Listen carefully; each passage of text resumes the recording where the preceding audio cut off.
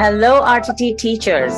I am thrilled to introduce my close friend, former colleague, and partner in crime, and a very skilled teacher and administrator, Erin Butler. Hello, Erin. Welcome. Thank you, Tarana.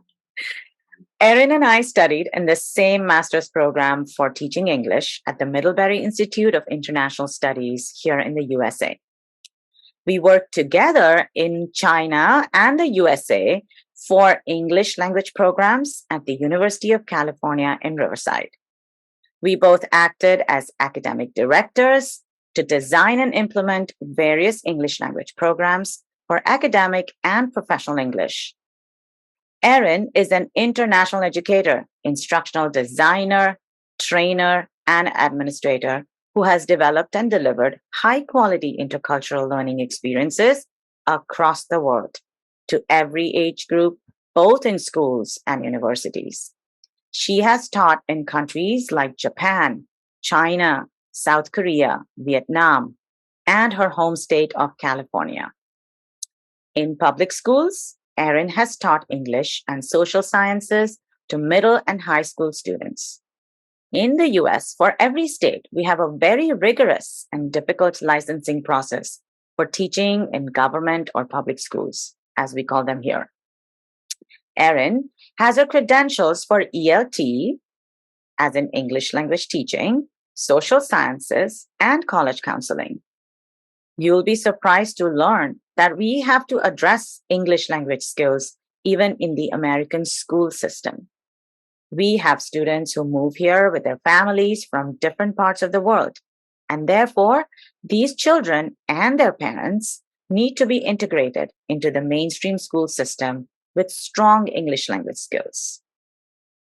Erin recently moved from teaching Chinese students at Duke University to teaching adults in her local public school district. You can only imagine, wow, such a lot of rich international experience teaching so many different age groups. What a variety of coaching must Erin have done, and the planning and designing and implementing and evaluating that her work would have included. We could spend hours learning from Erin about her experiences. But today, I have invited her to share some insights on lesson planning. Why is it important? What should it include? And what secrets or tips can she share with us? Let's hear from Erin. Over to you.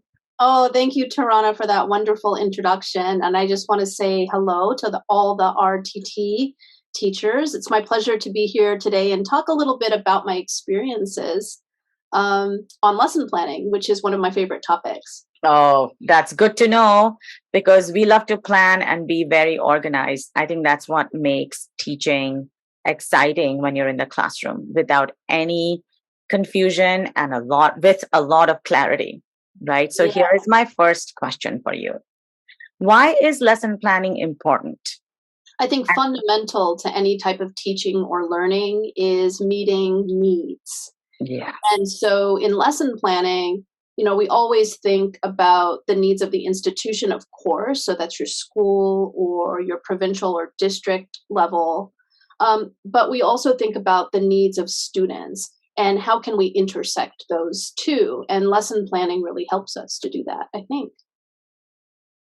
The other great thing about lesson planning is, when we think through our plan for the day, the week, the month, or even the year, it's intentional and it engages students because they know where we're going and what we're going to accomplish. So we talk about those goals and objectives that are so important, and that established routine that students get from our learning environments will really help them see the end, which provides motivation. I love that. It's a roadmap and it's the routine that students, especially for younger age groups, really need to process information in a new language, right? While English is not new in that sense to them, they're learning to be more and more communicative. This applies to any subjects, but particularly in the English language classroom, I think establishing routines can make learning so effective. So thank you. And it builds confidence. Yeah, a lot of Yeah, I agree. And also, I think some amount of motivation, this excitement to be in the classroom because you get used to a certain way of being in the classroom. And so Absolutely. you feel comfortable and you don't feel threatened by the content, whether it's grammar or just practicing conversation. It feels comfortable and safe to make mistakes. And I like that. So we have a lot to think about here, RTT teachers, in terms of establishing routine. I think that's a great anchor for me in the lesson planning topic that we're discussing today. And when you look at your templates, keep this in mind, routines. Next question for you, Erin. What does lesson planning look like? So by that, I mean, we could be planning lessons in any subject area at school. A lot of RTT teachers teach other subjects too, but we're focusing on the skills to teach English as a communicative language, right? So how does that look? How is that different from designing any other subject for any other subject? Can you share some insights? Yeah, I think, with any lesson plan, we always think about the parts or the phases that are involved. So we think about that presentation, practice, production, or pre lesson, during the lesson, post lesson. And we think about that checking or the formative assessment that happens alongside of it. And I was really thinking about this question, having taught other subject areas as well, and thinking, is it really so different? So Mm, I was thinking, even if you're teaching math, you have to establish the context for the students. You have to establish the purpose. Why are we doing this? You have to make a relationship to other concepts that you're studying. You have to do some type of direct teaching. You have to provide practice for students. And of course, that ongoing assessment. So I wonder, are there some mm, similarities in the way that all different subjects or disciplinary areas are instructed? mm. Um, and so that was just a thought I had. When I Yeah. taught social science, we would have the objectives. For example, if I'm teaching world history, of what we want to learn, and that would run alongside our language objectives for EL learners. So we're going Mm. to be looking at past, uh, and so we would have the form and the function alongside the content. And so that's another thing to consider when we're looking at what we call here in the United States sheltered instruction, where we're teaching a subject area, but also building English language skills alongside of it. Mm. That's a very interesting insight.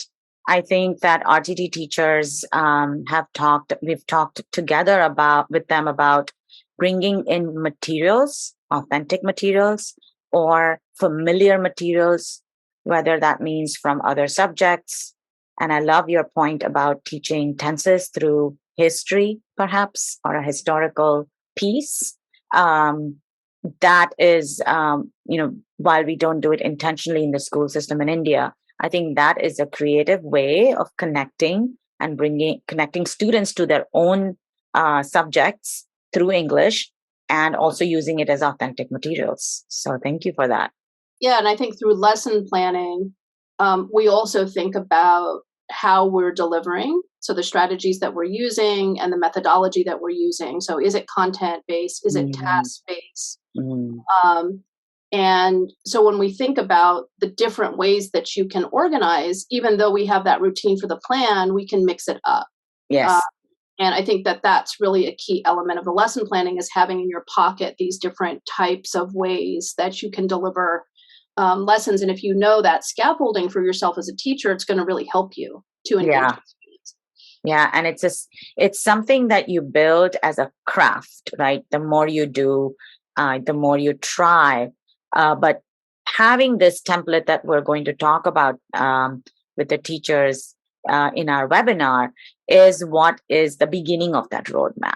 And then you start playing with what goes into the content of every lesson, whether it's task based, whether it's based on a content unit from other subjects, or whether it is something that is a little more open ended, right? This Absolutely. is, yeah.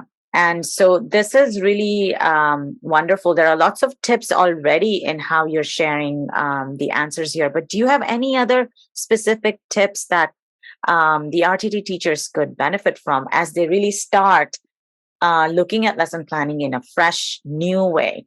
Yeah, I think the first one is engage, which we've already talked about. Mm. So really think about the interests and needs of your students, and if you can, like you said, use authentic materials.